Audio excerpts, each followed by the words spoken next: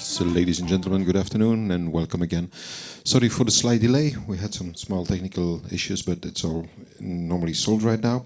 Will you please welcome the last speakers in this room for today? Please welcome Vincent and Lukasz. Thank you. Is my mic on? All right.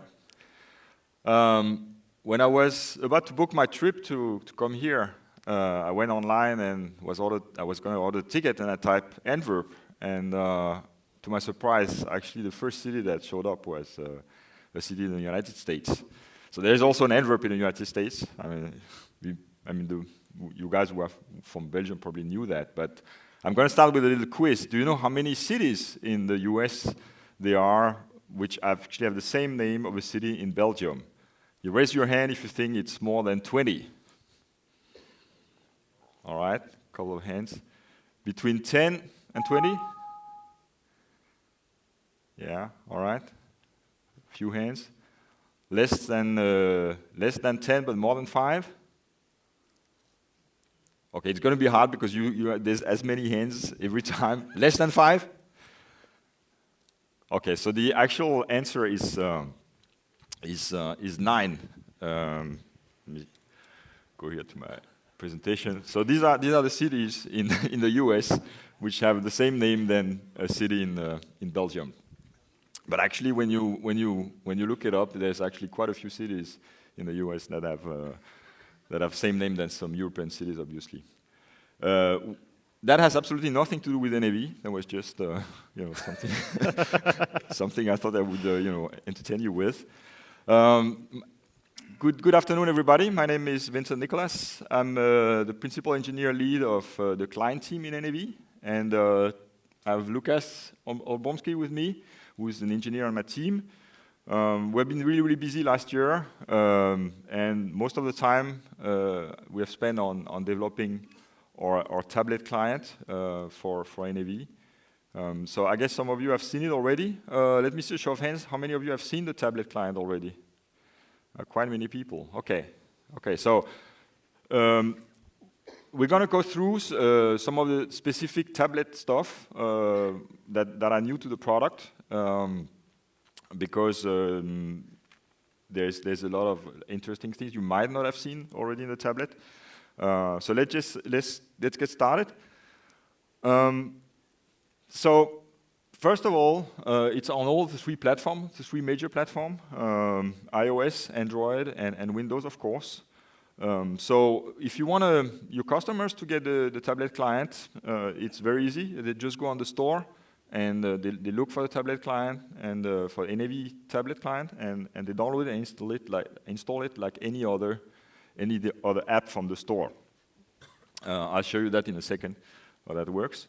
But if you go, if you've tried it already, go and search for NAV or Dynamics NAV on the store. You'll get a few hits. This is not the only app out there which has something to do with NAV. So if you want your customers to get right to the proper app, you can send them a link. All three stores support that. You can link directly to a specific app, so they can just click on that, click and install.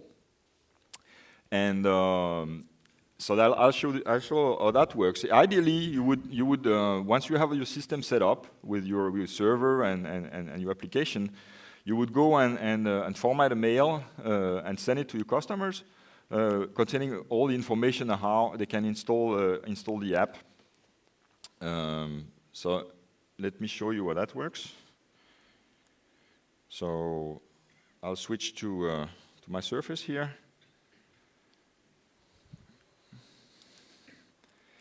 So a mail could look like this one. Yeah, you can see it. And this icon over there, they're actually links to the different stores. So you just go and click on it from your mail, and that brings you to the store directly to where the app is. Should do that. But maybe you could check the connection. Yeah, do a connection problem here. Oh, it's okay. Okay, let's try again. All right, first demo effect. Sorry about that. All right, but it's on the store, and that's how you get to the app through that link. So you can just install it from here. I won't do that because I've installed it already. So once you've installed the app on your device, you just launch it, and that's the screen. That's actually the screen you get. Actually, before that, because I've logged on that device already. So that's the very first screen you get.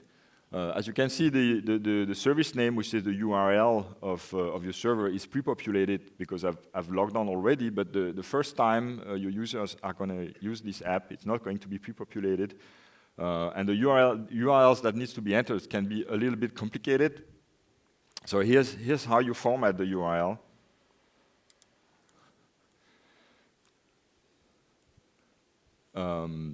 So these are the apps, the links. So when you can download the presentation from mibuso, you can get these links to put in the mail directly for reference. So this is the links you can use to open the app and make it easier for your customers to directly have all the information on your server, the port, the instance they use if you are using multiple instances, and your company and your tenant. So there are a couple of examples. As you can see, we actually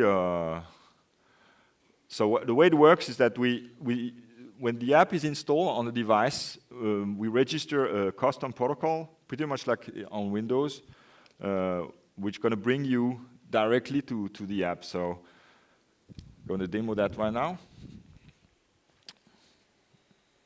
If I switch back to my device here, and switch back to my mail. So you see the URL I have on my mail is actually starting with this protocol, and then that's the name of the server instance, and that's the name of the NAV instance. And I could add company and tenant and stuff like that. So if I click on the instance on the link, sorry, I get directly to the next screen, so I don't have to type the entire URL, and the only thing I have to enter now is my credential, for my NAV credential.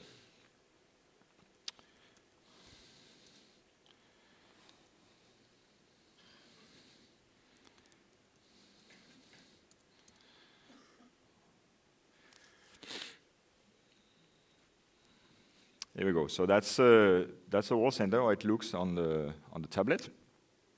So one of the things that we like to demo is this is the wall center in the portrait, in the landscape mode. But we also we've done a lot of work to implement something we call adaptive device, adaptive layout. And you'll see that if you switch to portrait mode, we'll change the whole layout of the screen to adapt to the new format. I can't show you that on that connection because when it's projecting, it doesn't want to turn, I believe. So yeah, but I can if you come to the desk after the presentation, I can demo it for you.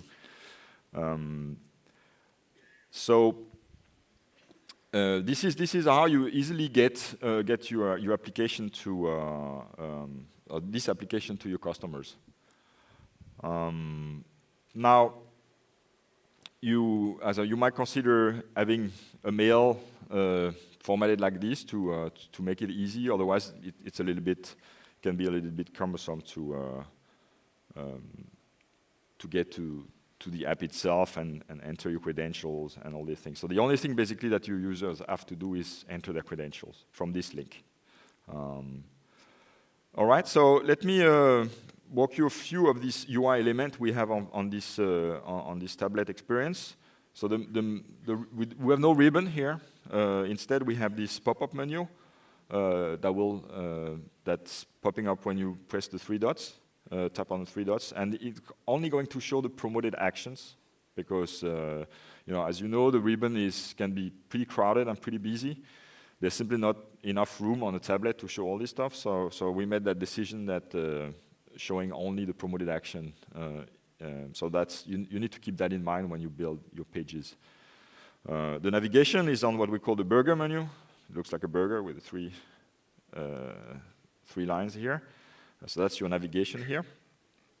And then the tiles, as you know them, they are on the side. So another thing we have, which is new and only for the tablet client. So if you go to a list view where you have a lot of entries, for example, the items in a demo database have typically a lot of entries. If you do that on the other clients, you have to scroll. Like on the web client, we have this paging mechanism where you will go and we show a certain number of lines. I think 25, Lukasz, do you remember how many lines we show? I think it's 15 on the embedded list and then 20 in the dialog, I believe. Okay, so we show limited amount of lines, and then you have a button, paging button, that will bring you the next bunch of lines. And this is not we didn't think that was a very good tablet-like experience. So instead we introduced what we call continuous scrolling. So you'll see when I scroll the list here, if you notice at the bottom of the list, you'll see there is a text appearing shortly saying fetching rows. And what it does is exactly that. It's fetching more rows, and I can keep on scrolling like this indefinitely. Pretty much like you know it from when you do picture search on Bing or on Google, should you be using that engine. So that's similar thing we do here. So you have a natural experience where you just swipe, and then we fetch more rows as we go. So these were a few of the things we have made. I can show you briefly. So you've seen the list view. We have, of course, a different layout for each type of page. We have, but Lukasz, I think, is going to show you that in more details. So let me go back to my slides here.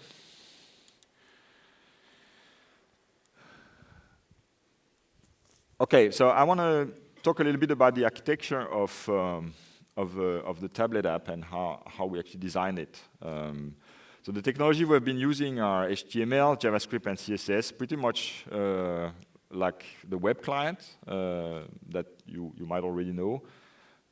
So basically, most of the code is the same code. We just render it in a different way and format it in a different way. There's a lot of CSS tricks we've been doing to render it fast and fluid. There's one major difference, though. When you go in the tablet, in the web client, the NAV web client, each time you click on something, you go and issue a request to the server that's going to download and create a new page, download a new HTML page, and that will make the browser re-render the HTML, re-render the CSS, and re-pass the JavaScript, which takes, of course, some time on the client side. So this is basically the old way to do websites. Today, when you do browser-based development, what we call modern applications are doing things differently. When you do a request, when you click on something, instead of refreshing the entire page, we just go and fetch just the piece of the UI that needs to be updated. We get it back to the client and adjust the DOM and just change the HTML that needs to be changed. So that means you always stay on the same page. And we call this a single page application, a single page architecture. So the web client is still working the old way. The tablet client is using the single page architecture, which gives actually the result of this is that you get a fast and fluid interface, and you get a much more responsive interface when you touch and when you switch pages and all that, which is something we thought was important for the tablet experience. So Cordova is the wrapper of all this. It is actually a web application, as you've understood by now. And Cordova is an open source software that provides you a shim, so it looks like it's a native application, and that's how you can publish an application which is web-based on the store. On the Windows Store and on the Apple Store, you can only publish native applications. So Cordova allows us to wrap a web application into this shell, so to speak, so we can publish it on a store. It also has some other capabilities that allows you to interface with the actual device. So that was just to give you a little bit of insight of how this app is built. So inside the app, it looks like this. We have that's an illustration of what I was just saying. So here you have our tablet client, which is basically the web part of it, and we have a browser control inside, and then the native app, which is the Cordova thing. So in iOS it's Objective-C, on Android is Java, and on Windows platform is the WinJS application. So you might be wondering, if I want to develop for the tablet, what tools, what do I need? What tools do I need to develop for the tablet? If you want your app, your application, if you want to develop an application for your users for the tablet. So the good news is that you won't need any of these. This was just to give you some insight on how it is made, but you're not going to need to learn HTML or JavaScript or CSS. How many of you know JavaScript, HTML? Okay, quite a few. So that's good. I mean, you might be using that for something else, but I'll get back to that. So actually, the tool you need is this one. That's the only tool you need to develop for the tablet. So, you know, seaside development, as we love it. So if you want to try it out, if you haven't tried that yet, I recommend that you register for the workshop tomorrow if you haven't done so already. We'll be doing some of this, and you'll see how easy it is to bring, you know, any application to the tablet. The only thing we recommend, the only thing that you need to be aware of is that the real estate and the whole layout of the page is obviously different than what it would be in the Windows client or in the web client. So when you develop your application, you need to test it on the tablet. I'll get back to that and show you how easy it can be done. Okay, so with that, we're going to show you some more stuff on the tablet itself. And I'm going to hand it over to Lukasz, who is going to show you, I won't spoil it for him, so here you go, Lukasz. Hello, welcome everybody. So I have prepared 4 demos for you, and I will basically walk you through some of the tablet experience. So the first demo I'm going to show you is how web tablet client takes the advantage of all these Office integration scenarios we've been developing for quite a few releases. And how many of you went to the earlier session in the morning where Vlad and Torben presented all these Office integration scenarios? So unless I have the overview. Okay. So what I'm going to show you in that area is how we can generate the report and then output it to different formats. So when we go to the customer list and then from the pop-up menu select a report, as you can see, when we have groups in the pop-ups, we can expand and collapse them so we don't take that much space from the beginning. So when I select the customer top 10 reports, what you see is the NAV request page, and in tablet client, just to give better user experience, we slide them from the top. So you have the actions available at the top, and they are reachable within your thumbs. So and basically this kind of UI we use in those cases when user is giving basically a choice and is about to provide some input, as opposed to the message dialogues, which we render just to give user some information and ask about the confirmation, whether this is something he or she wants to do, or just dismiss the action. So when I will try to send this report to the given output, I am shown the message dialog, and I can select the specific output. So when I take the PDF document and confirm my choice, the report will be generated, and then I will be asked to open in the supported application. So I will keep Adobe Reader, and then we utilize the advantage of the Windows platform, and then the report is shown in the split screen. And I don't know if you notice, the UI of the list changed a bit, and this is some part of the adaptive layout changes that Vincent mentioned earlier. And when we have that much space, we can see only 4 columns in the grid, and when I increase the width, then as you can see, more columns up here, and also the search box is getting wider. And when I go to the opposite side and give less space, then I see only 3 columns in the grid, and then also the caption for the new icon has disappeared, caption of the list gets truncated, and it's still the list is usable. So we spend a lot of time making sure that regardless of your real estate, you can get the decent experience.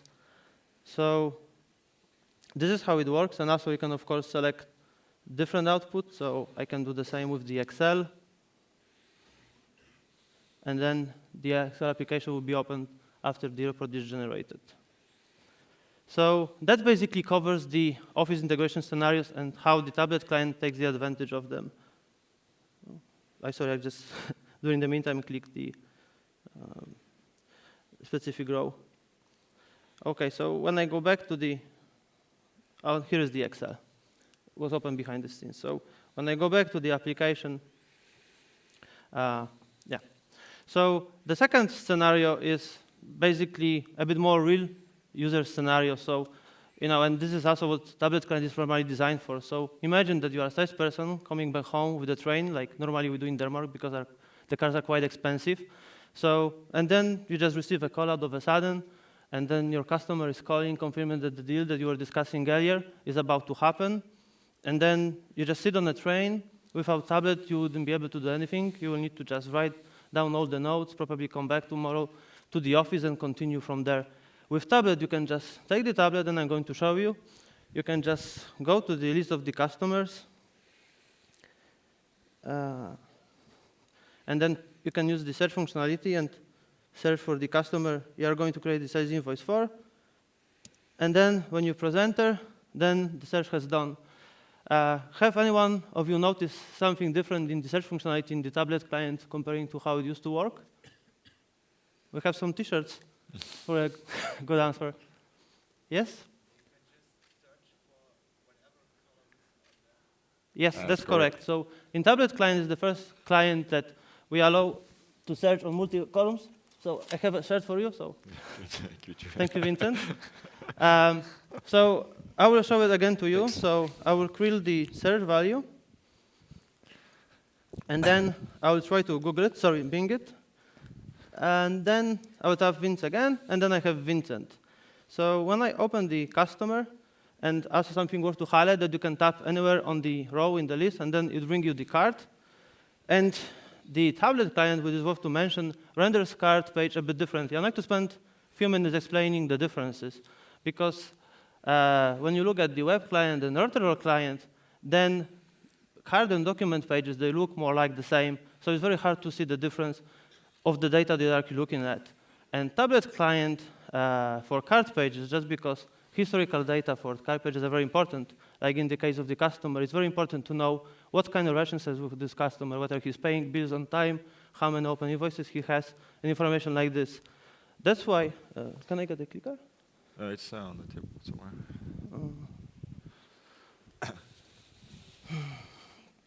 So that's why, where is the laser? So that's why we render fact boxes in this area on the left-hand side in landscape mode.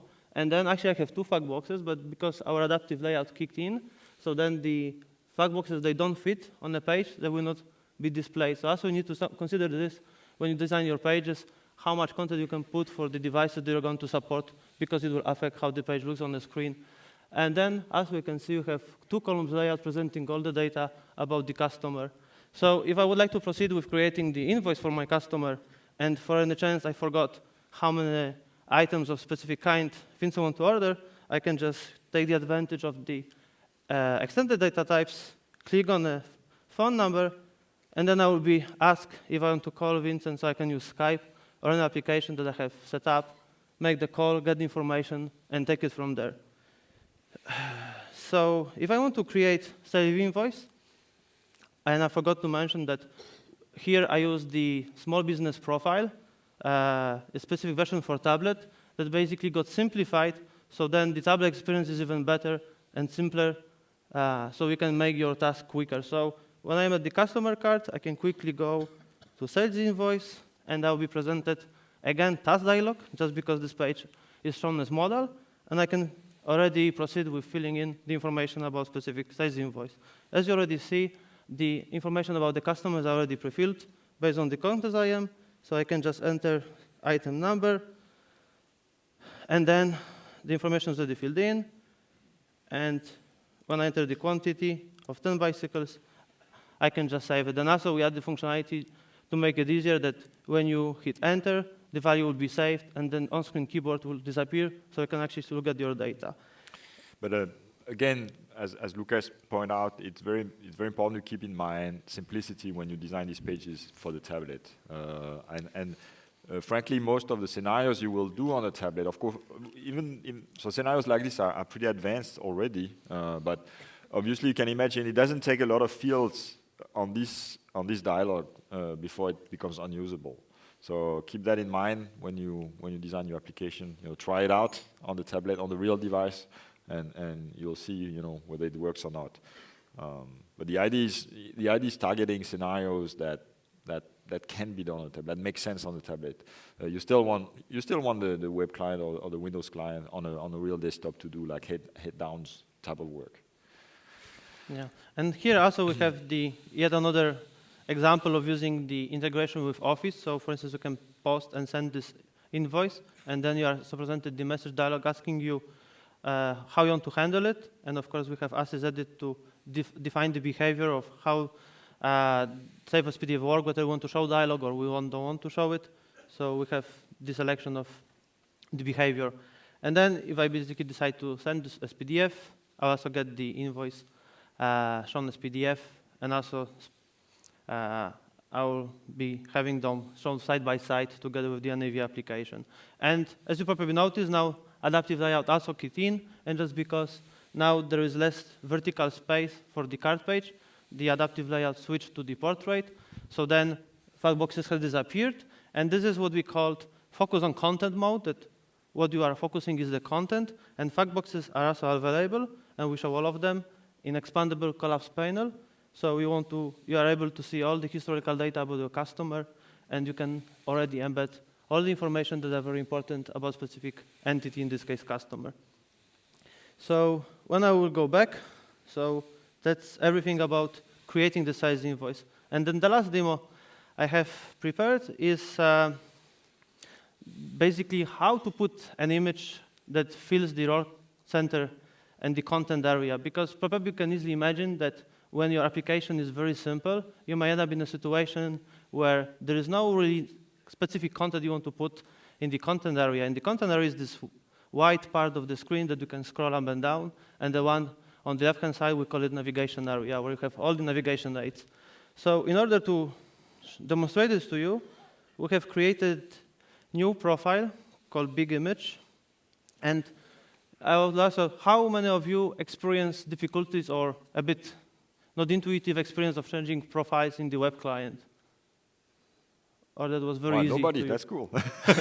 Yeah, that's perfect. That's fine. But in my mind, it was very cumbersome because you need to go to the list or role center page, open the search dialog, search for the profile page, update the specific profile, make it as default, and then sign in, sign out. And now, with this release, nothing become much simpler. You can use the profile query sync parameter, and I know you see it well. I will try to point it. Now, okay.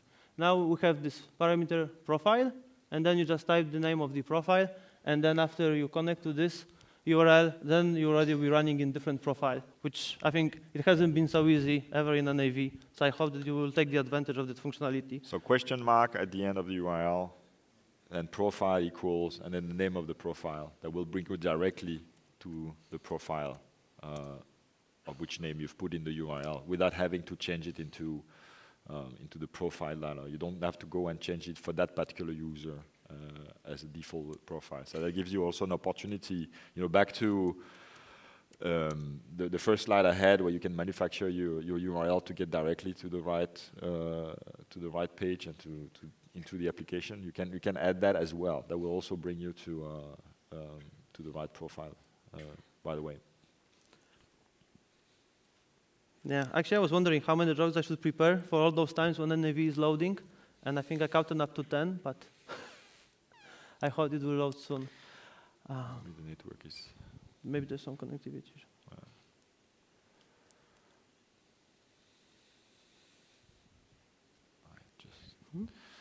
Just try to restart, yeah. Restart? Yeah. Just go. It's not going to come. go retarded.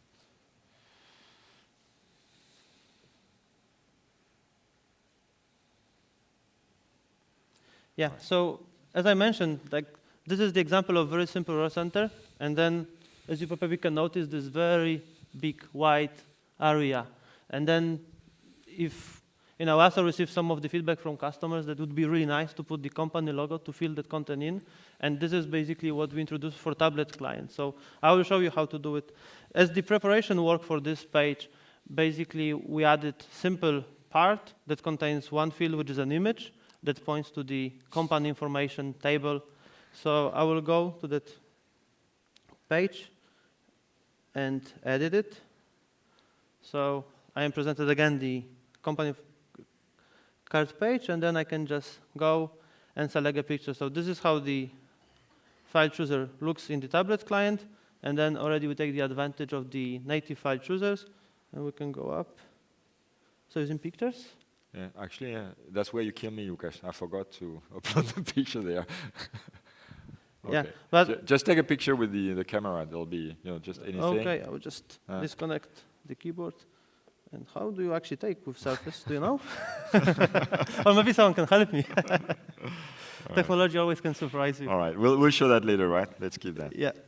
But basically, if you go back to your presentation. So the idea is that you don't necessarily have content you want to show on your role center because we found out that the tiles in the design we have, the tiles, if you go back to your role center, the tiles become really predominant in this design, and a lot of people actually have desired to use them as your entry point, as your navigation point because it's very tablet-like, these big buttons. So basically, what you can do there, I'll show it to you in a second. You can put your own logo or any picture you want in the rest of the content. That's what this feature allows you to do. So that's all demos I sorry could about prepare. that, Lukasz. No problem. All right. So where's the clicker? Nothing is there. Let's see what's next. Yeah. So before I was mentioning that you need to test on the real device, but you don't actually need to test all the time on the real device when you're going to go and develop. So the tablet experience that you've just seen run just as well in the browser. You don't actually need the app to visualize it. So the only thing you have to do is hit this URL. So the URL of your server and your port and your instance, as always, as you use it on the web client. So same URL as you would use for your web client, but instead you append this tablet.aspx at the end, and that will render in the tablet mode. So I'm going to show that right away. So you'll see how that works. Let me switch back so you can see my screen.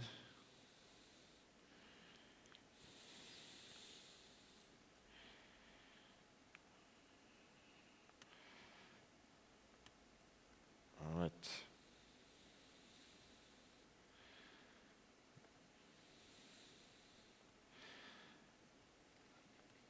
So just go and so I've prepared the URL, the link here. So you can see, I just have, I just need to enter this URL, which is so the part before tablet SPX is just if I don't. So let me show it to you, without, so you believe me. So if I just go to this URL, this is the web client.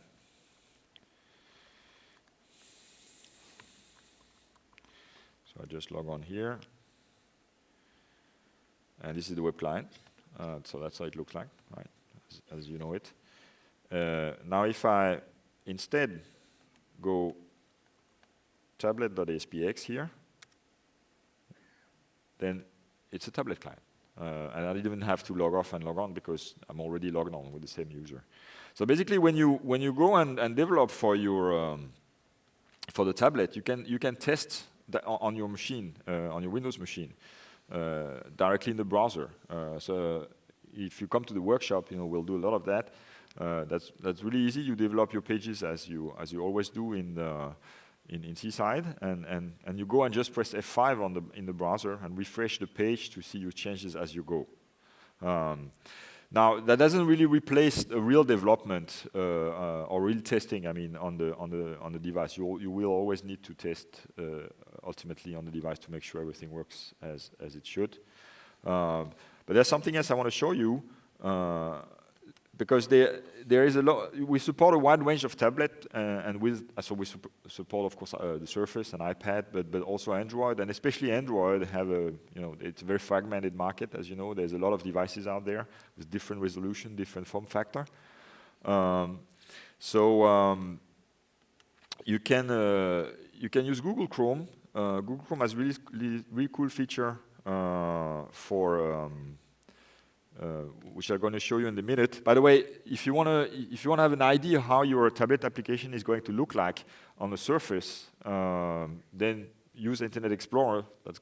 But if you want to have an idea of what it's going to look like on an iPad, you can use Google Chrome.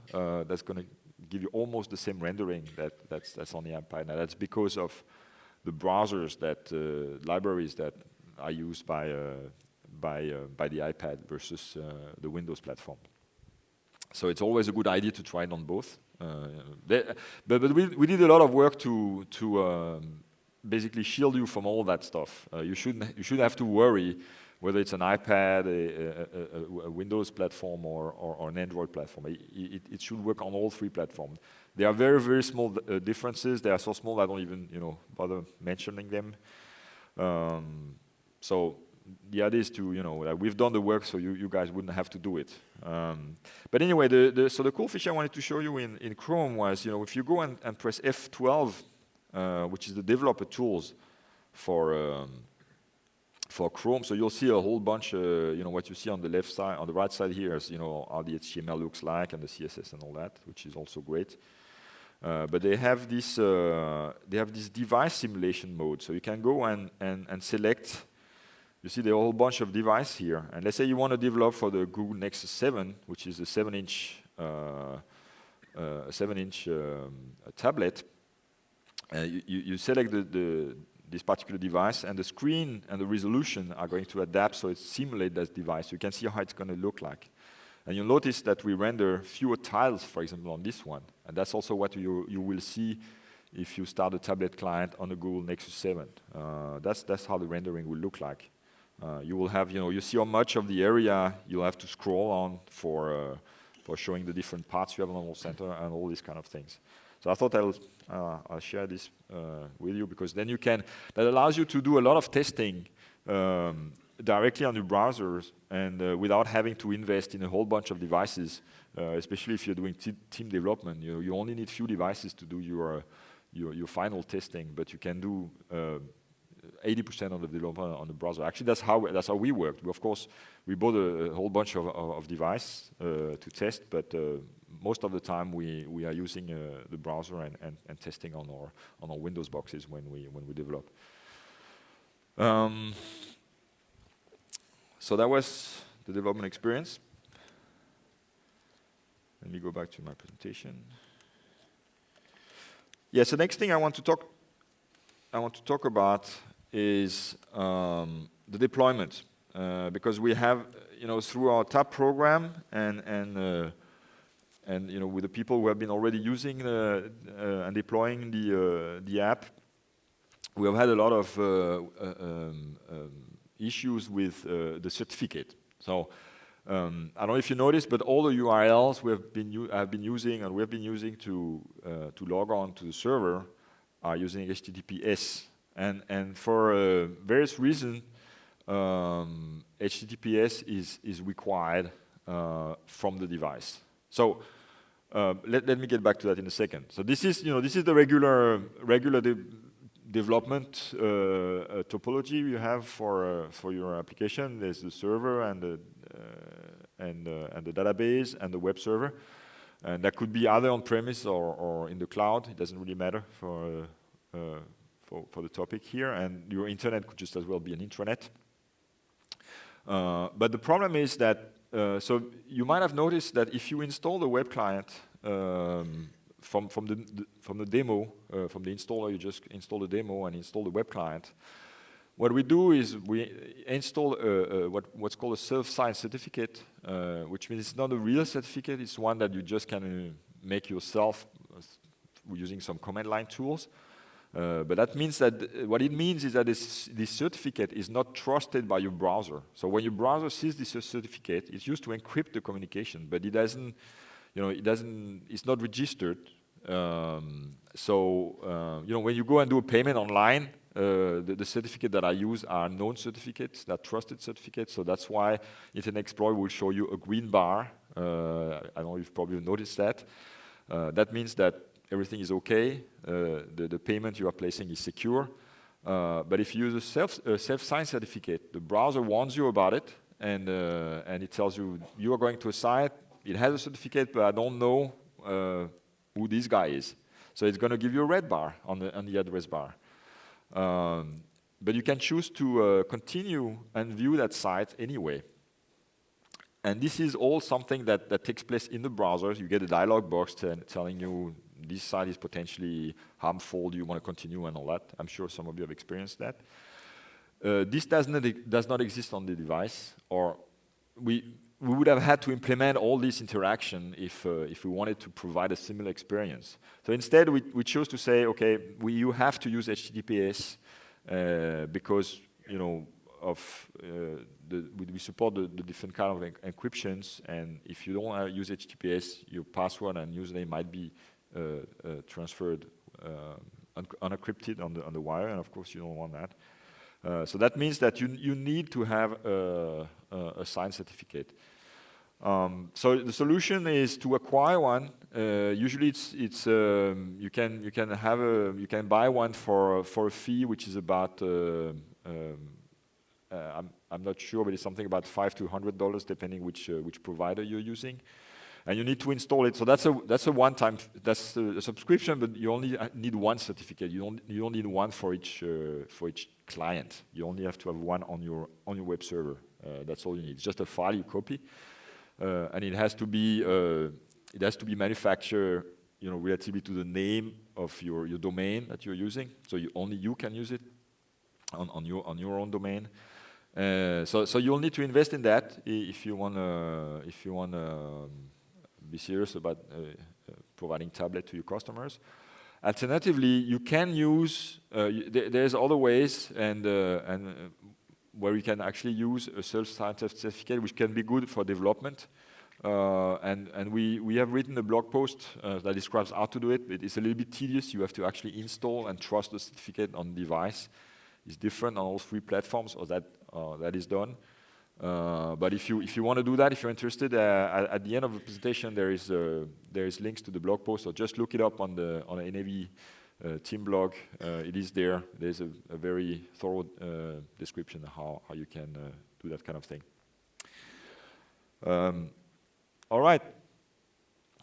Now a few tips and tricks. Actually, the most valuable trick is to from our experience, to be able to restart the application on the device. And actually, not everybody knows how to do it. So that's why I have pulled up that slide. So you see it's different on all the three platforms. On Windows, there's the good old task manager, which you know from Windows. So you go and kill the process. On iOS, that's how you do it. And Android is different. So it's just for reference. If should your app go into a mode where you want to restart it? It shouldn't, but you never know. All right, so we did a whole bunch of other improvements to the client. That was a tablet, but we also did a few things which were not only for the tablet, and Lukasz is going to show you what these things are.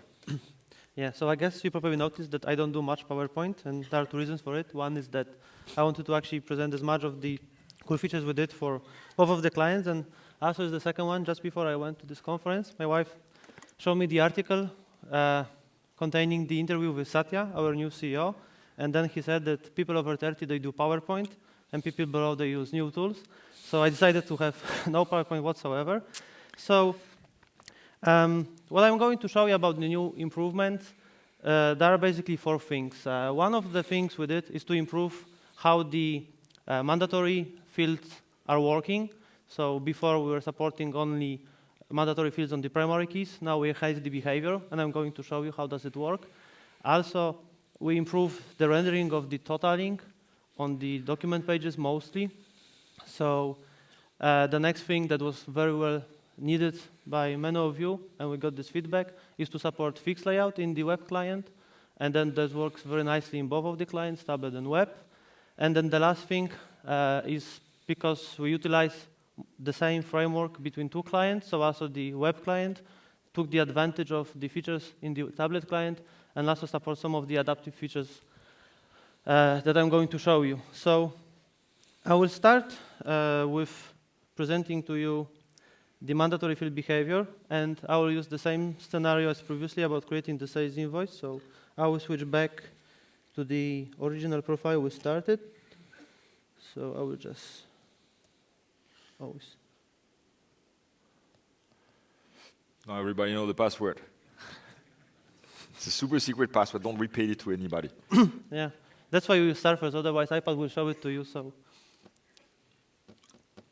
not very smart. Yeah. So do I need to use some of the bad tricks that Vincent showed or not? We started again. Yeah, I think it got suspended. Also, probably. Just go. Yeah. Just restart it again.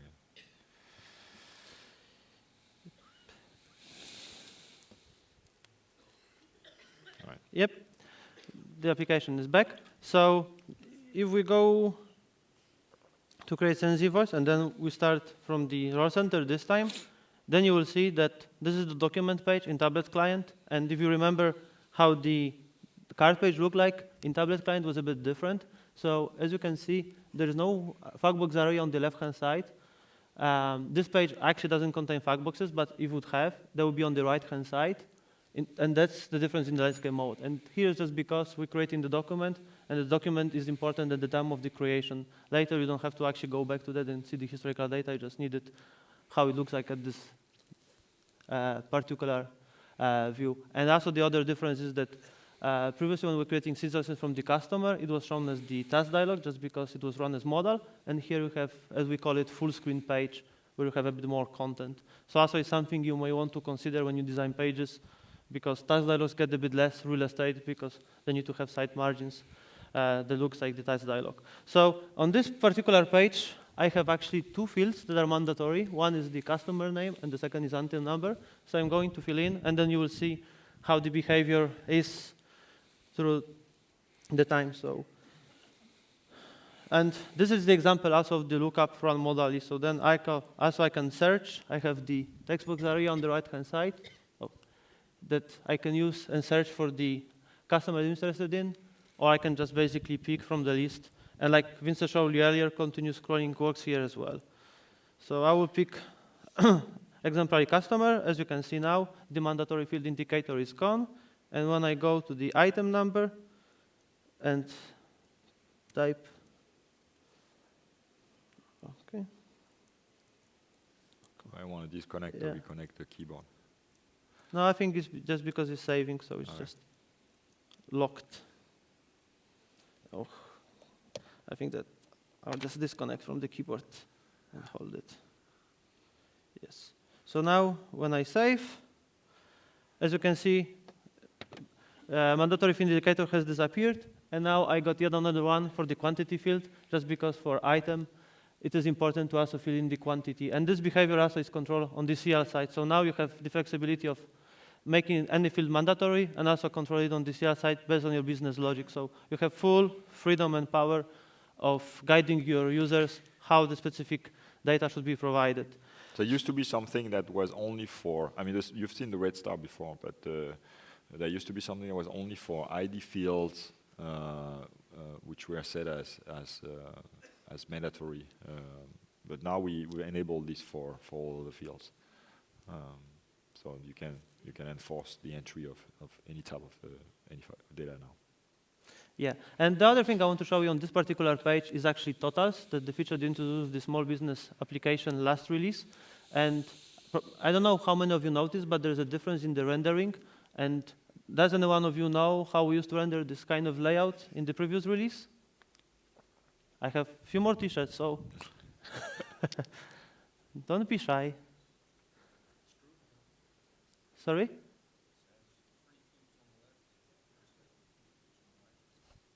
You mean? Yeah, but also we did some of the tricks to create this space between the list and the group, and also to create space between those two columns. But just don't to spend more time You on get a it. t-shirt anyway for Yeah, daring answering. for the try. Yeah, so basically here we're using the fixed layout with one column spreading across the entire part, just to give some vertical space. And then for the horizontal, we add yet another group. So instead of 2 columns layout like we have here, we had 3 columns. So then those groups in the end got 33% of the entire width instead of 50 like it is now. So we have now much better use of space, and actually you can see the fields better. So it's one of the tiniest improvements we did. And also Thomas earlier showed you some of the HTML improvements. So we take the advantage of it. The next thing we did is the support for fixed layout. And I added the action to go to the fixed layout page, and you see this lighting. So it means that it's very quick to render. So let's see how it goes. And then I hope you should like it. This is the fixed layout page now in the tablet client, and looks exactly the same in the web client. Of course, with the differences, how the specific page is being rendered. And I will just switch to the web client. I hope I can do it. And then I will show you how does it work in the web client. So I will just use my favorite browser, remove the tablet.spx. Need to project here. Need to duplicate the projection. Sorry? It's not projecting, so. Okay. Yeah. So I just need to. Okay, I need to set it to project. Sorry about that. Yes. Here you go. So I will go back to my road center, and I will show you the fixed layout so you can see how it's being rendered. And when I scroll down, it's nice and tidy fixed layout page that you can take the advantage of those kind of pages. And they're very important to show any kind of statistics for different kind of data. And the last thing I would like to show you is some of the adaptive layout features.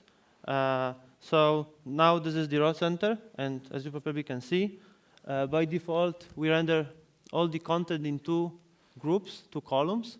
So, and that's very good when you have very wide screens, but when you have a bit narrow screen, what happens is that instead of rendering this as 2-column layout, the columns switch, and then we render them one below the another. So we can actually have less vertical space, and then actually you can see more data with that in mind. So that's for the row center. There's not that much of the improvement, and also you can use the feature from the previous release, focus on content, and you can actually see more. But when you go to list, then the changes are a bit more visible. As you can see, the fact boxes got a bit more vertical space, so you can see more of the caption, especially when they are longer, and usually the bars are very narrow. But when you will continue decreasing the width, then you will notice that fact boxes will get narrower, like this, and then they will disappear in the end, so then you can actually set the list. And then when you focus on content, you actually can get quite decent overview of the list page. And also we did something for the document page. As you can see, now the layout, like in the tablet client, transformed to the single column layout in fast tabs. And when I will keep increasing and maximize the dialog, of course, I have 2 columns layout, and when I will go yet another time on the opposite side, fact boxes will disappear. I will switch to 2-column layout, like now.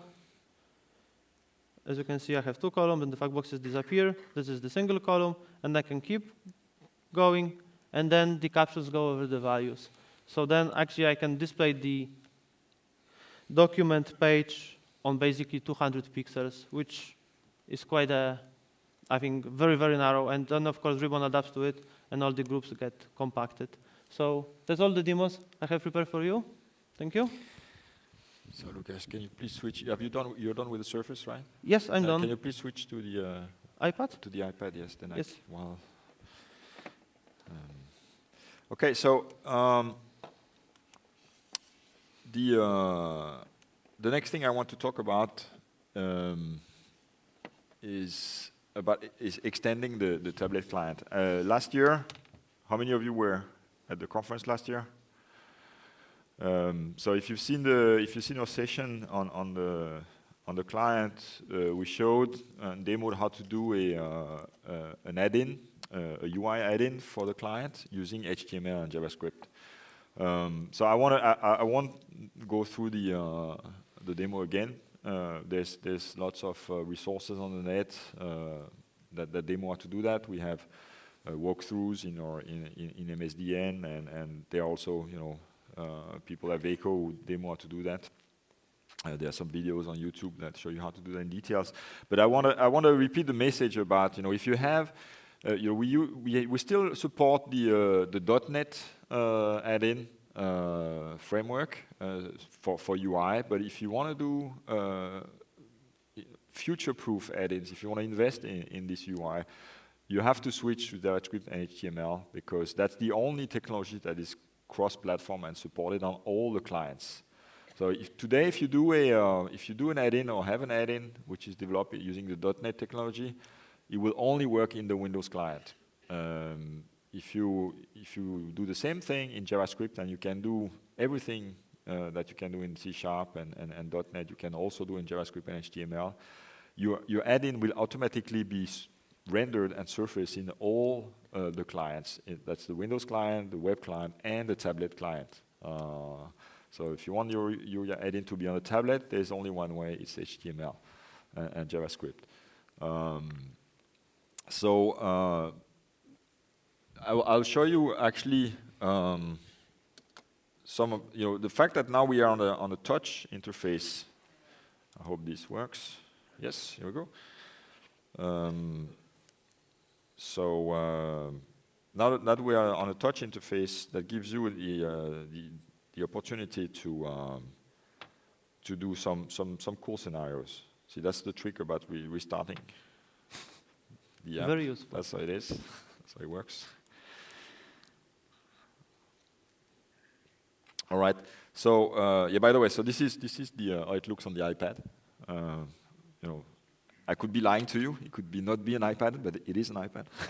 So you see, there's not much difference between the Surface and the iPad, and that's what we were striving at. So the UI will be the same. So once you have your application on one device, you can have it on all devices. By the way, I think I can show you the adaptive layout on the iPad. I couldn't show you on the Surface when I'm projecting, but the iPad actually is a little more responsive to that. So you see, if Lukasz showed you some of this already by resizing, but that also happens when you, of course, turn from portrait to landscape.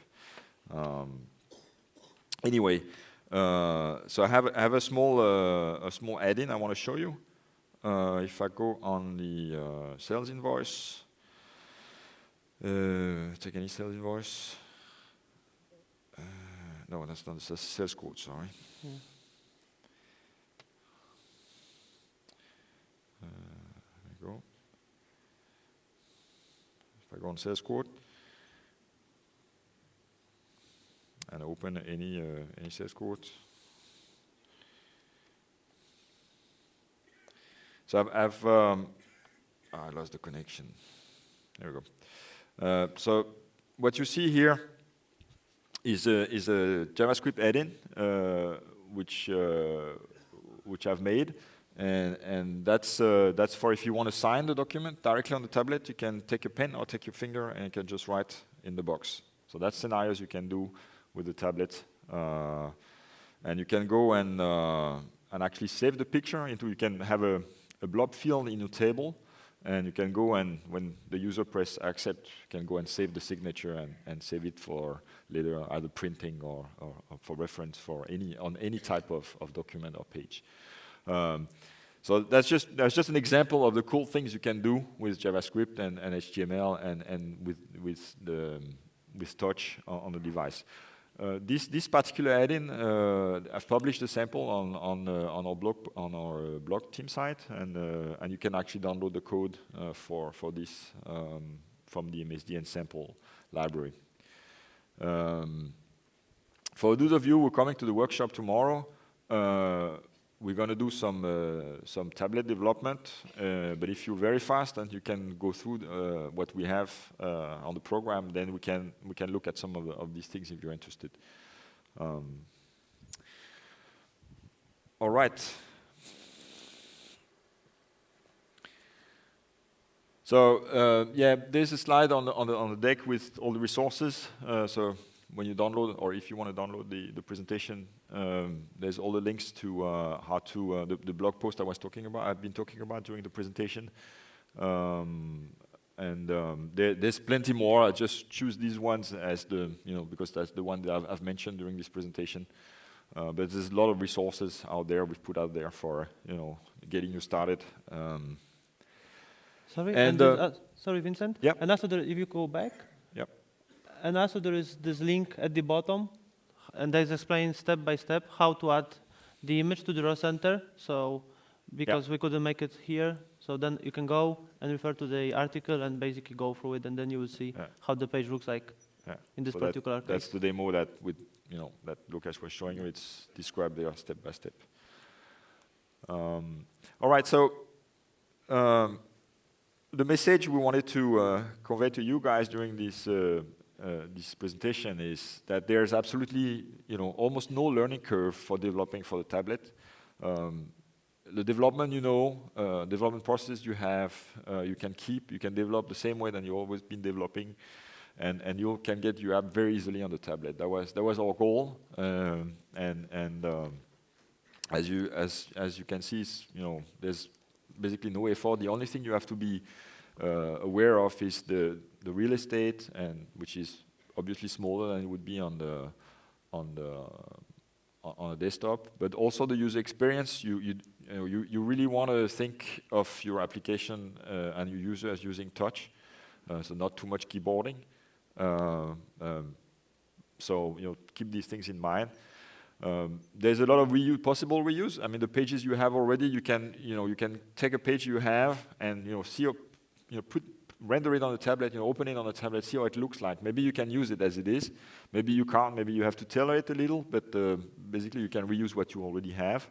So all the code you have written, the business logic you have written on your page is basically reusable. And there's low cost. The development is low cost. You don't need to invest in a lot of devices. You only need to have a few of them. You can do most of your testing and most of your development on a regular Windows box. And there's no additional deployment cost when you're going to deploy your application. You deploy it as any other application. If you have a web client or web server installed, that's all you need. So if you want a tablet client, you just go and install the web client, and you'll get the tablet client with it. So basically, that's it. I hope it's going to be easy for you guys to do a lot of cool applications for the tablet. So now we have about 20 minutes for plenty of time for Q&A. So if you have any questions, fire away. All right. Is there anybody who can help us with the mic? Yeah. Okay, go ahead. Yeah, go ahead. Deploy once and reuse. Do you already have a way that we can see if it's on which client it's running? Because the web client and the tablet client is quite the same, and we have to.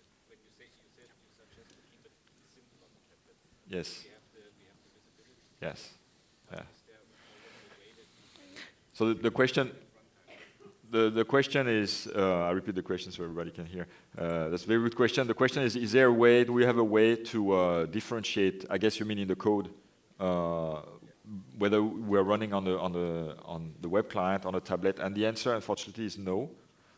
So in the current version of NAV, you can differentiate between the Windows client and the web client. But you wouldn't know in your code whether you're on the tablet or on the web client. But the good news is that we actually have that in scope for the coming release. So, and we will implement that. Actually, we're implementing it right now. And so we might even consider backporting it to a cumulative update if you think that's important. But let us know. But that's something we'll have anytime soon. Excuse me, there's a question here on this side. Yeah. So the question was, would we need 2 pages? Yeah, you might, or you can control it through the profiles as well. Question over there. All right, why can you collapse a fast tab on a card page? I'm sorry, can you repeat? You have card pages, you have lots of fields. Yeah. Then you can fast tabs, Yeah. you can collapse them. No, so that's not the device we have right now on the tablet, but that's also something we have been considering for a future release. Oh, that's not possible. That's not possible, no. Not on today's implementation. Yeah. I can add also to that, because also why this is not supported since 2002 is just because with the modern UI, like Office 365 is introducing, we decided that for simplicity reasons, we decided not to have that functionality. And then with the modern changes, this feature got removed. And then also we got the feedback that is very needed, and we may do it, but there are not really, yeah. But we are considering it now for the next release. But that was like cautious decision that we decided to remove to simplify the UI, have less clutter, together with the modern changes. Yeah, question over there. All right, sorry. Are there any plans for an offline application? I think this one is only online when you're on the internet or extranet. That's correct. It's we don't have any plan currently for offline. But that's correct. This one requires an online connection. There is a restriction on a screen size. Is it defined actually by physical size or by number of pixels? So when we resize? No. I mean, on what size devices may tablet client work? Oh yeah. Okay. So we support down to 7 inches of screen. I mean, that doesn't mean you cannot run on less than 7 inches. Yeah. Do you want to deal T-shirts out to people who are asking questions? Sorry? Do you want to deal T-shirts out? To Yeah, I can do that, no problem. Yeah, so we support, our recommendation is that you go for tablets which are 7 inches and above, right? And the resolution is pretty much any resolution on the tablets which are on the market today. It's more, you'll find that the limiting factor is more the screen size rather than the actual resolution of tablets. Most tablets today, the operating system we support have high enough resolution, so that's not what's the problem. The problem is the size. If you go below, like if you go on a smartphone, so first of all, we don't support phone, but that's not going to render well. Well, you can try it though. I mean, we officially support 7 inches, so if you come to us with the request for something that doesn't work on 5 inches, we might not do it. But potentially you could design a page that would run on 5. Try it out. If it works for you, it works for you, right? But we had to limit our metrics of testing. You can imagine, when you take, all the devices, all the form factors, all the resolutions, all the OS that can be installed, and there's really, really a lot to test on. So yeah, that's another thing. When you might want to choose for your application, for your users, it's a little bit dangerous to go and say use any device you want, because you'll have to support all the devices. So you'll be aware of that. You might want to say we support that particular device, but up to you, of course. Sorry, and I can ask into that, Vincent, because also the reason why we support 7 inches and up is that our current user experience is designed to use with 2 hands, right? So when you look at all the menus and items, they're designed to use with 2 hands. So that's why they're either on right or right-hand side. And for phone, most of the tinier phones use with 1 hand, and then design is not ideal for phones. That also is the other decision why we don't support phones. But shall I give 1 T-shirt to someone, Vincent? Or? Yeah, just people who dare ask questions. I think they deserve a T-shirt.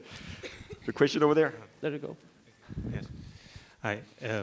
Is it possible to disable the adaptive UI? So, for example, if you have a list with 10 columns and you want to show all of them at the same time always, and have a horizontal scroll bar, is that possible?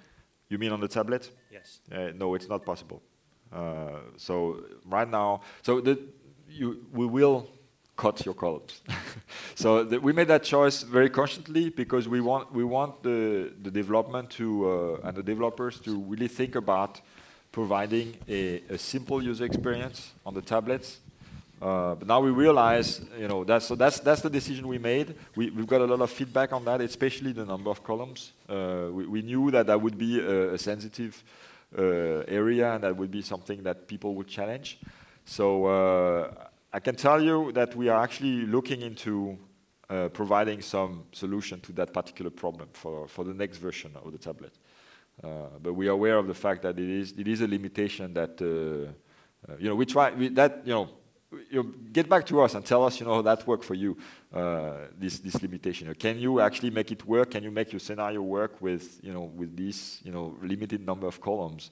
Keep in mind that what we're thinking is that the scenarios you're going to do on the tablets are not going to be, the real advanced scenario, the heads down scenario. It's more like, you're going to go look at your KPIs, do simple tasks, It's like, the things you do with your tablet today, you don't go and write long Word documents and long letters where you need to do a lot of formatting or stuff like that on your tablet. Most people actually go and do that on the desktop. So we expect that would be the same for NAV and ERP in general. So, but we're looking into providing you a way to show more columns with still a cool user interface and user experience.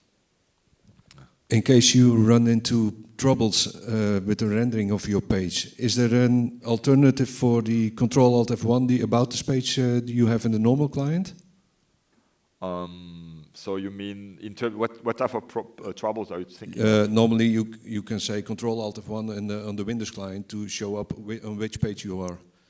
And for debugging testing purposes, is there another way to know on which page you are on the tablet? Not on the tablet. But you can always run the Windows client next to it, and see you can have both environment running at the same time and show the same page. And if you want to go and look at the page and the page number, and you can it's still only the Windows client that allows that today. But also you can use like what do you call it, Fiddler, and then also see the JSON and the metadata we use, and then also you can see what the page name is, right? But that's a little bit this is a bit low level, but of course it's one way of getting around that problem, right? You can do that, but you have to go through the complexity of the communication, right? But yeah, that's true. Just one question. Do you plan to support some kind of notification system? So are you planning to include push notifications or something like that? That's a good question. We don't have that. So you're thinking about can you integrate with the notification, for example, on the iOS or on Windows? No, we don't have that at this time. But it's definitely something that we've been talking about. But that would be cool. We could send things into the either on the tile and there are things like that, scenarios like that become interesting, of course. But we don't support it at this time. Hello. You said you don't support offline mode. Yes. Is it in plan anytime soon? It is not in plan at the moment. Because it's all fine when the network is stable and when it's good network, but there are a lot of third world countries and the countries in development that require offline mode, and they will always choose some other customization of Dynamics mobile application than this. Yeah, we're aware of that. So what we did beside the rendering part of it and delivering the UX on the tablets, we're aware of that. We don't have a complete offline mode at this time. But I don't know if you've seen, we lost connection a couple of times during the presentation. So we invested. The first thing we did when we started developing on a tablet, we invested a lot in making the whole connection resumable. we call this suspend resume. So you'll experience, and that's something also that benefits the web client today. It's the same code base basically. If you lose connection, which is much more likely to happen if you are on a tablet, like sitting in a train and go in a tunnel or whatever, then we've done a lot of work to make the resume seamless. So no, we don't have offline, but we have a better experience where the connection is shaky. You can, you get the gray bar saying your connection got lost. You click resume, and what we do is that we try to get you back as close as possible to where you were when the connection got suspended. So of course, if you have a dialog open and you're in the middle of executing a lot of CL code on the server side, we won't be able to recreate that entirely and resume where you were. But most of the time, we can get you back to the page you were on at the moment of where you lost the connection, when the connection recovers. We try to recover first automatically, so sometimes you won't even notice that the connection got lost temporarily. And if we really don't, then you get the dialog, you get the bar at the top, and you go resume when the connection is back, and you can get back to the page most of the time. Yes. Is there the possibility of an automatic lockout after a period of time, especially if you lose the connection, for example? So that's the usual timeout of NAV. We have that on the web client today, and that's exactly the same you have here. And there's, of course, most devices also support locking out the device itself, which you might want to use. But for NAV, we have a timeout. If the session is not used for a while, then we'll go and log off automatically. Some question on the other side. The other question over there, yeah. Would it be possible in future to be able to specify a different default card and list page for use with the tablet client? A different, I'm sorry? A different card and list page, because obviously you've got a property to say what your card page is, what is your list page for a particular table. So you've only got one kind of like choice. I was just wondering if you consider in the future being able to specify, have another property specify the card page for the tablet client and the list page for the tablet client. Okay, you mean in development environment specify that this yeah, is... So So we consider that as well. So I guess, just correct me if I'm wrong, but what you suggested that you would have a page, so one version of the page for the tablet and another version of the page for the web client, and the page would render automatically depending on which device you are on, right? That's what you're thinking, right? Yeah.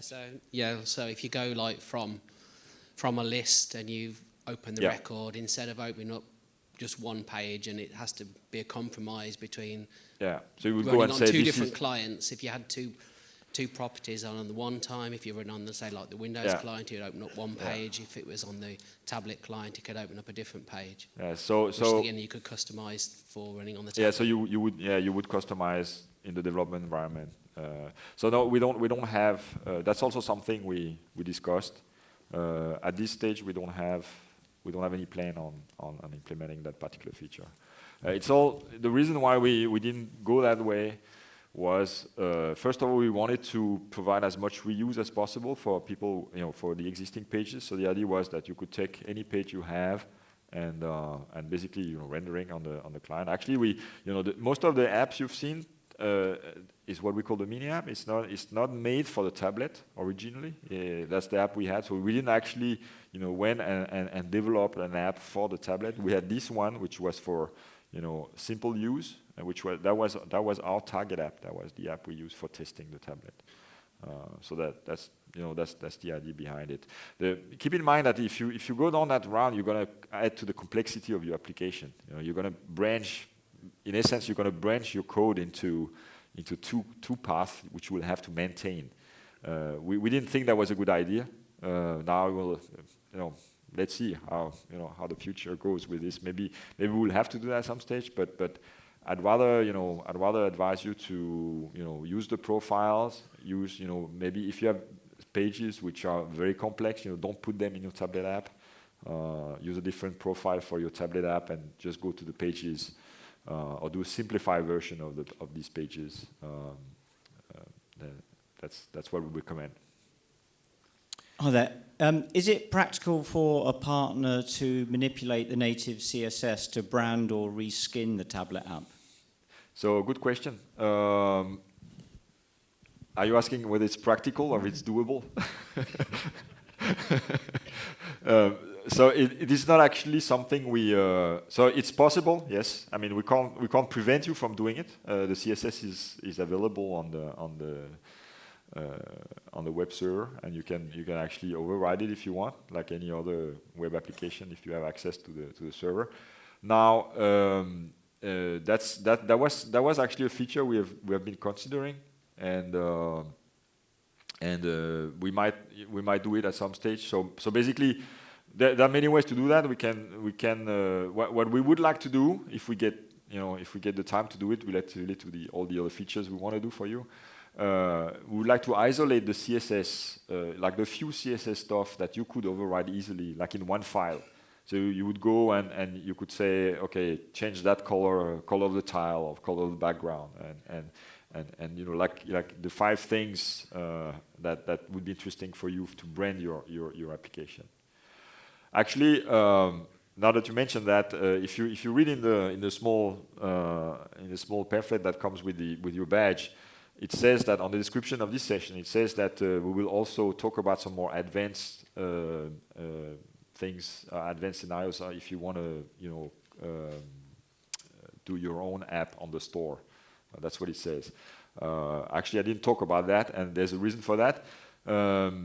When we started developing for the tablet, we didn't actually plan to develop the Shim app and publish the app on the store at the very beginning.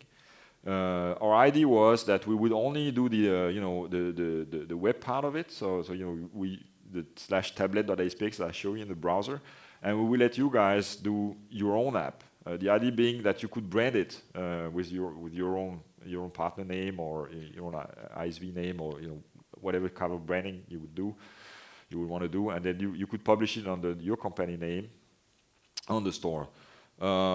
Because back then we didn't know how hard it is actually to make the shim part of it. We thought it would be relatively easy. We thought it's just a web control. You just put it into some native app and just a web control, and that's it. I can tell you that we got a lot wiser, and I mean, you should be glad that we did the work for you, because this is really a lot of work, and I think that would be almost very difficult to actually go and do this.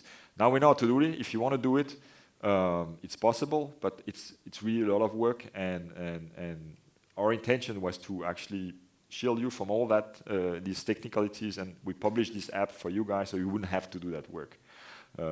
Now we are aware of the fact that branding is important, and this is something we'll consider in the future as well. Giving you possibility to brand the app, and we might even at some stage make the code available for the actual shim. Also, beware that's kind of complicated. It's not an easy thing to do. Any other question? In the demonstration, you showed telephony and Skype opened. Yes. Do you have any possibility or idea to use the local telephony possibilities, because every tablet has its functionality? Yeah, I believe. So I can take it. Yeah. Because we use the call to protocol. So whatever application you have installed on your device to handle calls, like Link or whatever, you can use that one for making a call. In this case, we just had a device with Skype set up, so that's why Open is the default application.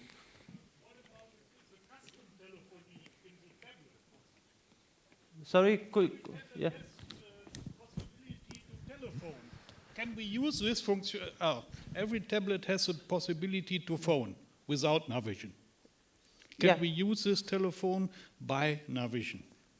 Yeah, it's most the inbuilt telephone. I think it's possible.